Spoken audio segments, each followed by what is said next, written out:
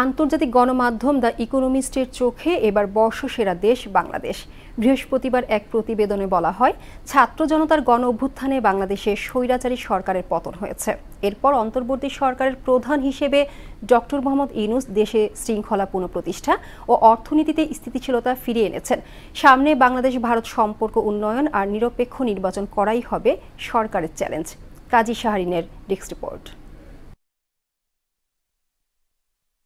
বাংলাদেশকে সেরা দেশ হিসেবে বেছে নেয়ার কারণ হিসেবে জুলাই আগস্টে ছাত্র জনতার গণ অভ্যুত্থানের বিষয়টি উল্লেখ করেছে আন্তর্জাতিক গণমাধ্যম দ্য ইকোনমিস্ট। নজিরবিহীন এই বিপ্লবের মাধ্যমে বাংলাদেশের স্বৈরাচারী শেখ হাসিনাকে ক্ষমতাচ্যুত করা হয়, যিনি 17.5 কোটি জনসংখ্যার দেশটিকে 15 বছর ধরে শাসন করে আসছিলেন। এছাড়াও নির্বাচনে কারচুপি, বিরোধীদের ওপর দমনপীড়ন, নিরাপত্তা বাহিনীকে আন্দোলনকারীদের ওপর গুলি চালানোর নির্দেশ প্রদানের অভিযোগও রয়েছে শেখ হাসিনার বিরুদ্ধে। শেখ পরিবারের বিরুদ্ধে লাখ কোটি টাকা পাচারের বিষয়টিও তদন্তাধীন। স্বৈরাচারের পতনের পর গঠিত হয় অন্তর্বর্তীকালীন সরকার, যার প্রধান উপদেষ্টা হিসেবে দায়িত্ব গ্রহণ করেন শান্তিতে নোবেল পুরস্কার বিজয়ী ডক্টর মোহাম্মদ ইউনূস। তিনি বেশ সফলতার সঙ্গে বাংলাদেশের শৃঙ্খলা পুনঃপ্রতিষ্ঠা ও অর্থনীতিতে স্থিতিশীলতা ফিরিয়ে এনেছেন।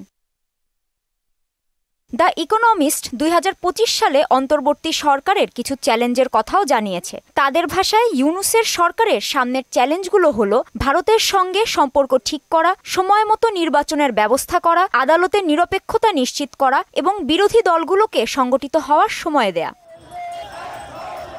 তালিকায় বাংলাদেশের পরেই আছে সিরিয়ার নাম। সম্প্রতি বাশার আল আসাদকে ক্ষমতাচ্যুত করা সিরিয়া এ বছরের রানার্স আপ হয়েছে। এছাড়া আন্তর্জাতিক সরকারের জন্য আর্জেন্টিনা, নতুন সরকার গঠনের জন্য দক্ষিণ আফ্রিকা ও পোল্যান্ড এই চূড়ান্ত তালিকায় স্থান পেয়েছে। কাজী শাহরিন, মোহনা সংবাদ।